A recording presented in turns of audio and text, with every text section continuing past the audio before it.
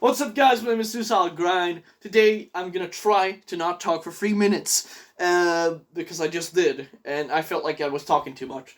But yeah, I'm super excited here, because obviously by the title you can tell that I'm gonna react to a drum cover here. I'm not doing any stuff, putting it on the screen. It's just gonna be like kind of playing in the background on my speakers. But that's because I think if you want to see this in its glory, you should just go to the channel already. Ben White, you can look it up. It's the only drum cover of this song. But yeah, uh, a little while back, like a few weeks maybe. I track of time isn't my strong suit, and I'm on a little bit of whiskey and coke here. So Jim Beam, by the way, Trey Tove's favorite, on record saying that he is, because it's one of the things to give him inspiration. Morbid Angel, by the way, talking about. Um, but a little while back, I just saw it random. For me, it's the first time I see it, a random drum cover of Rapture. So I naturally just check it out, because I like seeing drum covers of Morbid Angel. Even though I've seen a lot of drum covers of Rapture before, it's always nice to see another one. And the drum cover was super clean, and I was like, okay, I'm gonna check out some other stuff from this guy, see what he does. Some other, just see what else he's doing on his drums. Because I like seeing what else people cover, and if I notice a song that I like other than the one I just watched, I'm just like, hey, I want to see that. I'll watch it and be like, yeah, that's pretty cool. I like this song too. So I don't remember, but I watched like another cover, but then eventually I got to a band that he plays for now, called Mithras, which is Mithras, and immediately I was just like blown away by this drum stuff, and it started kicking the gears in my head. So I was like, I'm obviously already about commenting here and there, because I like to comment to smaller drum channels or stuff. I'm so obsessed with drummers for some reason. It's just really fun to look at drum covers. I don't really look at guitar covers so much, actually, compared to drum covers. But I just shoot some comments here and there on drum videos. Just be like, hey man, you're doing great. Even if it's a fucking easy song that I myself could play perfectly fine without, losing the beat. I'm still up here being like, hey, if someone does a cover of a song I love and they do well, hey man, you're doing really cool. Really well, yeah. So I shoot stuff like that. Obviously, sometimes a little more detailed than that. Just I like to spring up some conversation here and there. But when I saw that fucking Mithras playthrough, or whatever you want to call it, I immediately I knew that I had to at least try, So I went back into the comments and was like, hey man, you seem like you're very well capable of this one, so how about checking out that Chamber of This one by Morbid Angel? Because I've heard that it's a fucking insane song, obviously. That's one of my favorite Morbid Angel songs, in my opinion. Also the hardest one. But there's no drum covers. So I just kindly asked, see what you think about it. See what you think about it. And lo and behold, here we are, almost 4 minutes in. I'm about to see this for the first time. I just angle a little bit because I like to sit a little closer here. I'm gonna obviously maybe even pause a little bit, but I'm prepared. My ears are hungry.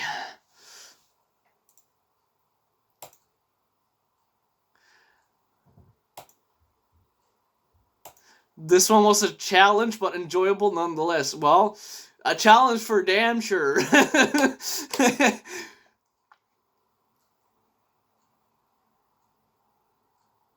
That shit is cool. Let's fucking do this.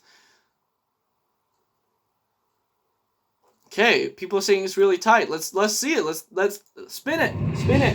Have a little drink here. The intro is fucking insane, by the way. Let's see it. Hardest cover yet. Oh shit, here we go.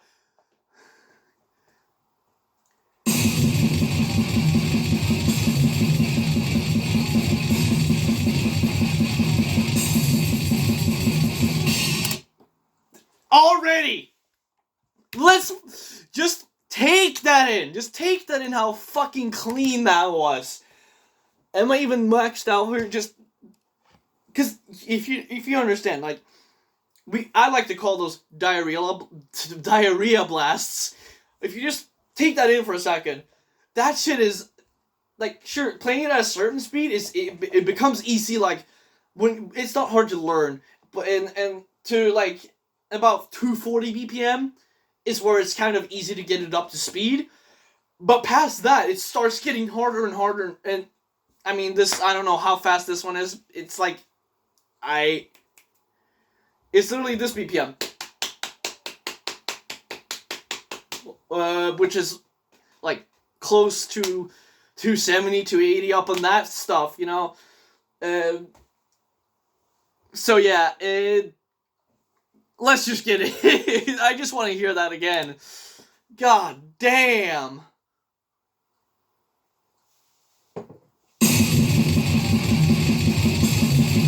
Turning it up, of course.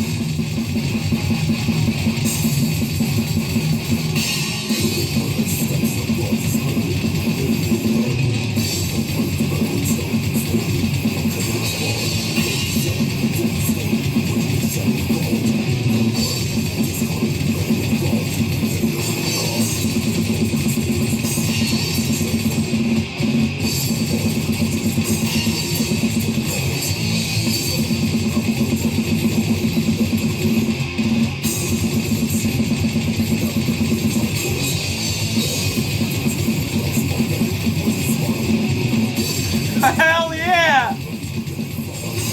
So what I'm actually paying attention here to is not the blasting, but the verse. Because if you know stuff about drums, even just a little bit, you'll know that beat is fucking... I mean, obviously you got the insane hi-hat, but also the kicks aren't just the buka burika, you know? It's buka and then... I think 4 notes. So like quads, insane speed. Wait. Yeah. So it's like really fast. Almost like that. And at this speed that Pete plays it is, you know, it's no fucking wonder that he's called Pete Commando, you know? That's his nickname for a good reason. And what I'm paying attention here to the most is the transition into it and how well the consistency is maintained on the verse. And so far, I mean, I can definitely understand that he was struggling for this one because it's probably their hardest song. I mean, because we can't really count opening up the gates because that was in fact confirmed recently by a live CDR bootleg that I found on YouTube here of Gateway's tour or whatever. That Pete does in fact play triplets and Trey spit it up in the studio. I feel like the only song that would necessarily be harder is God of the Forsaken, which is like 250 BPM and double kicks and like basically a Hate Eternal song with fucking bomb blasts all over the place. But yeah, this is really good so far. It's really clean, which is what I'm paying attention to, but on the verse. Because the blast beats are, like, very uniform beats, but the kicks, they can definitely throw you off. And not to mention those fucking fills, of course.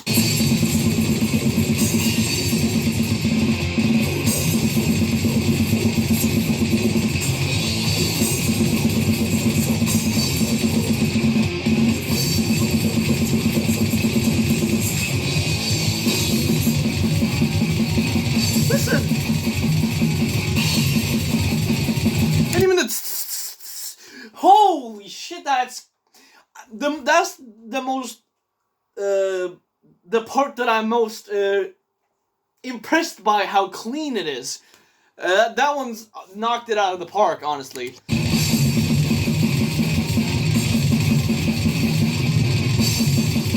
And the fills. Oh yeah! And there's a double kick part coming up as well.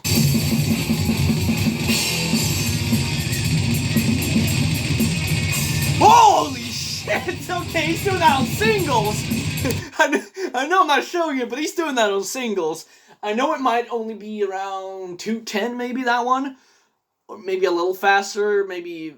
But still, I mean, for me, just especially after the verses and the other stuff, I wouldn't blame him if he used heel toe on that, just because of the stamina for all the other shit before. But I think it might be the case of a lot arm stamina on this, because it's a very arm filled song, because the fills are insane and all over the place. Fucking commando fills, right?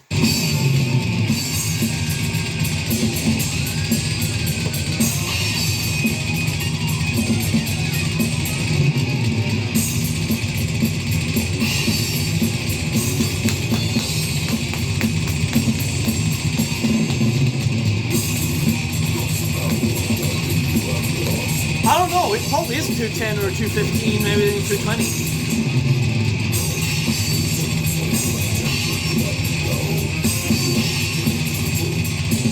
And I mean, the fact that he can even do those long runs so cleanly after that other insane shit is just, I mean, I can see that he is holding on for dear life for this song, but man, you're knocking it out of the park any fucking way, so you can struggle how much you want. You're doing it. It's right there. It's in front of me and I hear it. It's on point, man. It's fucking great.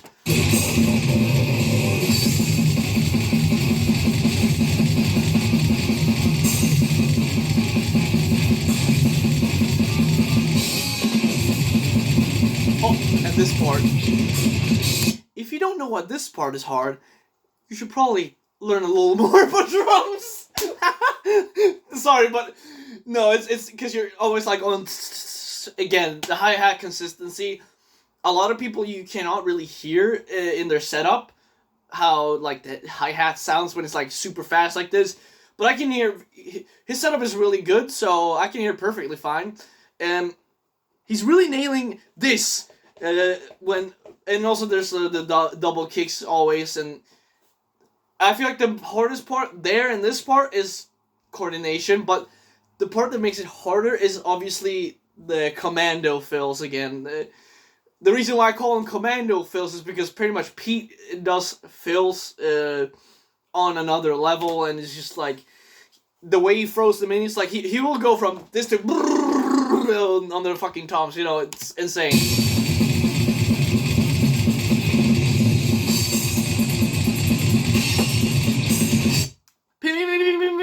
On the fucking ride.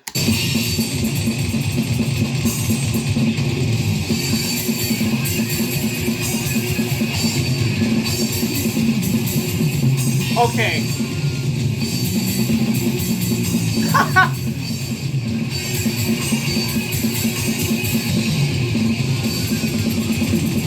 Oh, God!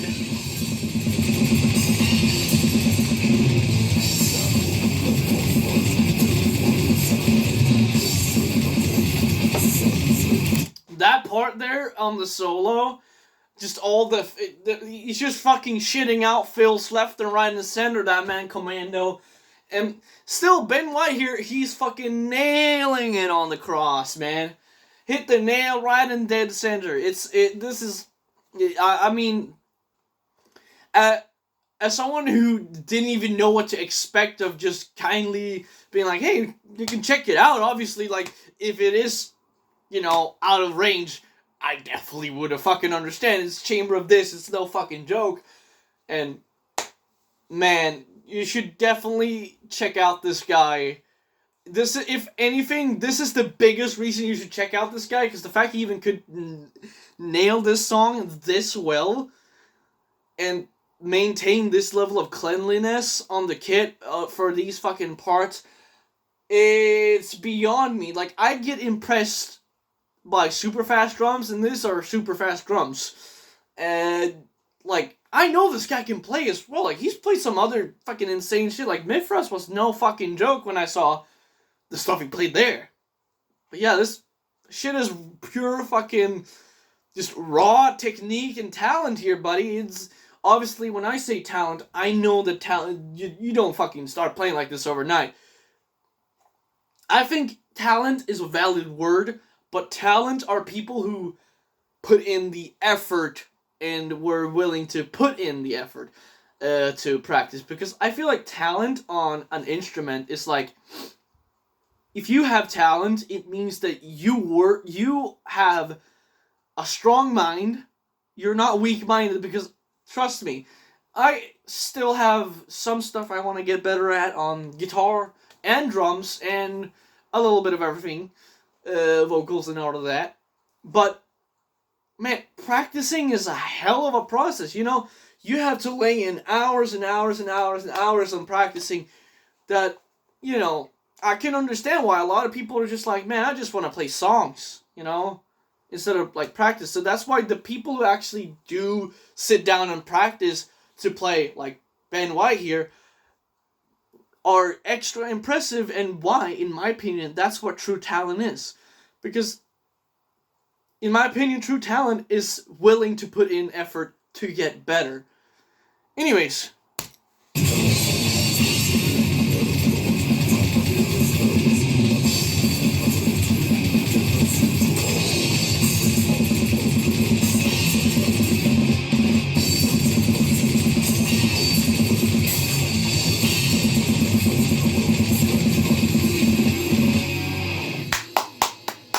Good fucking job, man. See that stank face? Oh, man, you did great. Oh, a little bit of... Right, it might not seem it, but as you read at the start, that's officially the hardest track I've done yet. That was absolutely brutal. Yep. And how Pete Sandoval came up with that one, I don't know. The man's a machine. Anyway, thanks for sticking around. Nothing wrong here. Oh my god, I need a hot bath. Bye. You need a little more than a hot bath. You need a fucking drink after that one. Goddamn, treat yourself. Goddamn. That's worth treating yourself over, because that was... I didn't even expect this to come, but I could not be any more happy to see this happen, because this is... I mean, obviously, the fact that this has never been covered before says million words already about what this song is, because it's not like this is some underdog song. It's like it's a deep cut. It's like a pretty fucking up there Morbid Angel song, but they rarely fucking play it live with the new drummers, because yes, it is probably one of the harder songs you can play in death metal, period.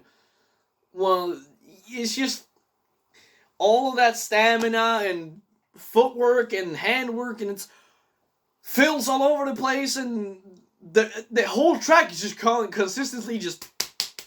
You have to be on point for that, and man, Ben White here fucking served. He came to the dinner table and served. Oh well, as one weird analogy at least got out of the way.